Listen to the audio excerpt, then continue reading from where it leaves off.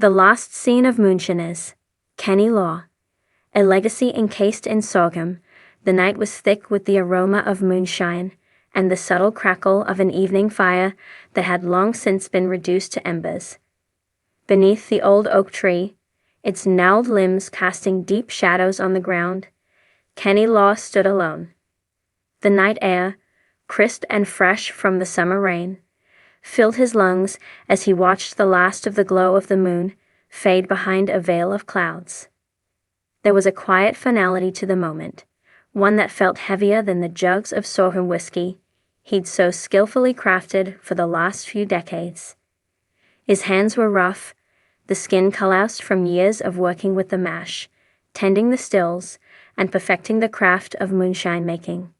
His eyes, dark and steady, reflected the weight of a legacy that had been built over a lifetime. It wasn't just the whiskey that Kenny Law had perfected over the years. It was the art of living outside the law, of understanding the delicate balance between tradition and survival, and of knowing when to let go. The crickets sang their nightly tune as Kenny reached down and picked up an old, weathered mason jar that had been sitting on the ground beside him. It was filled with the clear, smooth liquid he crafted, the same as he had done for years. He tilted it in the moonlight, watching the liquid swirl inside like liquid gold. There was a serenity in the way the moonshine glimmered under the stars, an eloquent reminder of the man who had poured every bit of his soul into every batch he brewed. He closed his eyes for a moment, letting the memory of the past wash over him.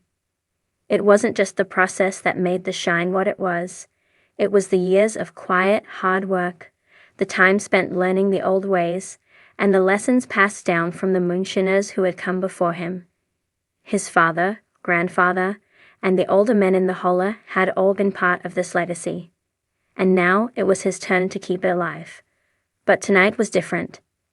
Tonight, there was a sense of closure in the air. The moonshine business had changed in ways that even Kenny couldn't ignore.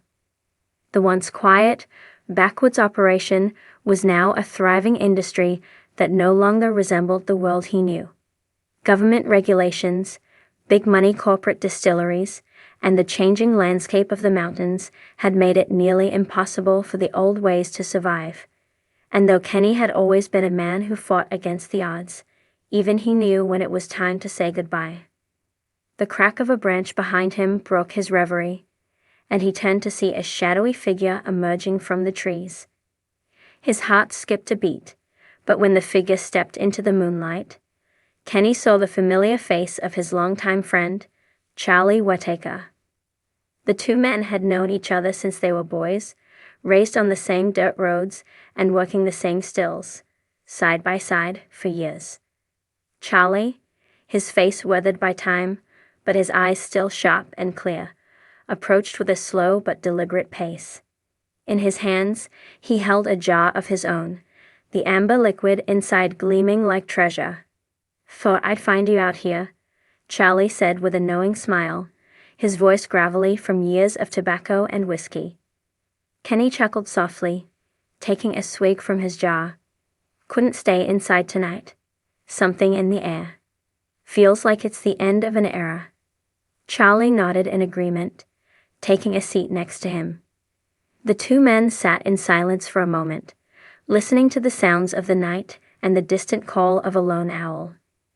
There was an understanding between them, a bond forged through decades of friendship and shared experience.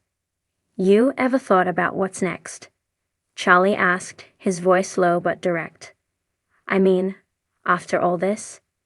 After the last run?" Kenny didn't need to think long. He had known for a while that this day would come. "I reckon it's time to hang up the still. The world's changed, Charlie. Ain't the same as when we first started out." Charlie took a long drink from his jar, his eyes narrowing as he thought about it. "I get it. The law's too tight now. Too many people up in the hills with cameras and drones, keeping tabs on everything we do. Ain't like it used to be when we could slip away in the night and no one was the wiser." Henny took a deep breath, staring into the fire that was slowly fading to nothing but embers.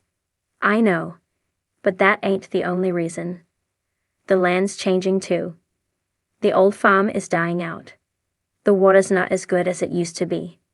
And hell, I'm getting older, Charlie. The body don't work like it used to. My knees ache something fierce after a long day in the field. Charlie's eyes softened with the weight of understanding. You've been at this a long time, Kenny. Hell, I remember when we used to sneak around these hills, trying to avoid the revenuers and the law. You made some of the best shine I've ever had. And now here we are, watching it all slip away. Kenny nodded, his gaze still fixed on the fading embers. It's about the shine. It's about what it represents. The old ways, the freedom we had out here. The mountain life, Charlie. The way it used to be. Charlie didn't respond immediately. Instead, he reached into his pocket and pulled out an old rusted key. It looked like it had been worn smooth by years of use. Remember this? Charlie asked, holding it up in front of Kenny. Kenny's eyes widened as he recognized the key instantly. It was the key to the old shack on the far side of the property, the place where they had first started distilling back when they were just kids. You kept that old thing all these years? Charlie chuckled, turning the key over in his fingers. Kept it for you. Figured one day you'd need to let go of this place, but you'd never forget where it all started. Kenny took the key from Charlie's hand, feeling the weight of it in his palm. It was a tangible piece of history, a link to a past that had shaped him into the man he was. The nostalgia hit him hard, and for a moment, he didn't know whether to smile or to cry. I guess it's time to lock it up, Kenny said softly, his voice barely above a whisper. Charlie stood up slowly, placing a hand on Kenny's shoulder. You know, Kenny, there's one thing I've learned over all these years. We never truly leave this place behind. The land, the stills, the shine, it's all a part of us. It stays with us no matter what. Kenny stood with him, the two men standing side by side in the stillness of the night, their gazes fixed on the horizon. There was no grand farewell to the life he had known, no dramatic closing chapter. Instead, it was just a quiet acknowledgement of the end of an era, a shift in the course of time. As the last traces of moonlight flickered across the valley, Kenny Law knew one thing for certain. His legacy would never be encased in just the jars of moonshine he had crafted. It was more than that. It was the spirit of the hills, the resilience of the people who had lived here, and the craft that had been passed down through generations. With one last look at the old shack in the distance, Kenny turned and walked away, the key still clutched in his hand, knowing that while the shine would stop flowing, the stories would continue, etched in the memories of those who had lived through the last days of the old moonshine era. And with that, Kenny Law's legacy was sealed, not in a bottle, but in the hearts of those who had shared in the struggle, the laughter, and the freedom of a life encased in sorghum and tradition. The sun dipped behind the distant mountains, casting long shadows over the rolling hills of Virginia. It was a time of day when the world seemed to slow down, and everything took on a golden hue. The sound of rustling leaves mixed with the distant hum of a creek winding its way through the land.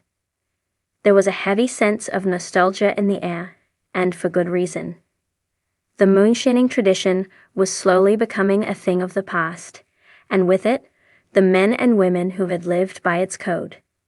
Kenny Law, the man of the hour, stood at the edge of his family's homestead, gazing out at the land he had come to love so deeply over his lifetime.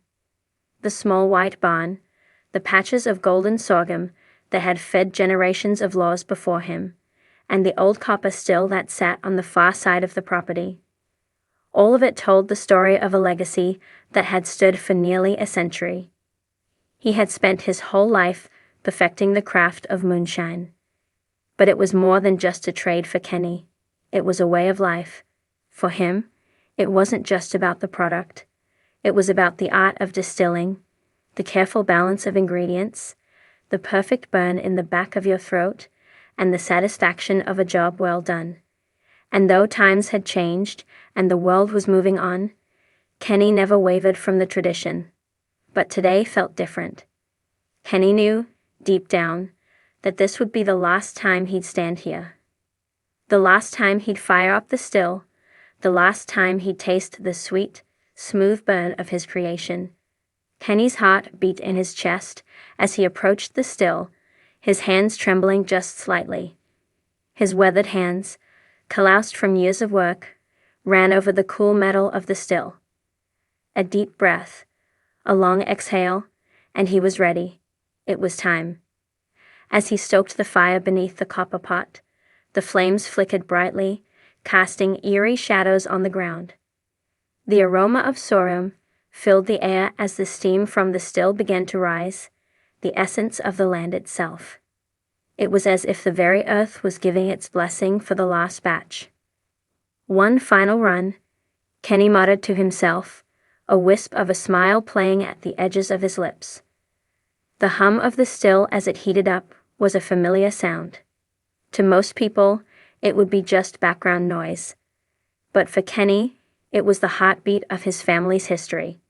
Each puff of steam, each hiss of the still, each drop of moonshine that trickled into the jars. It was the culmination of years of hard work, ingenuity, and pride.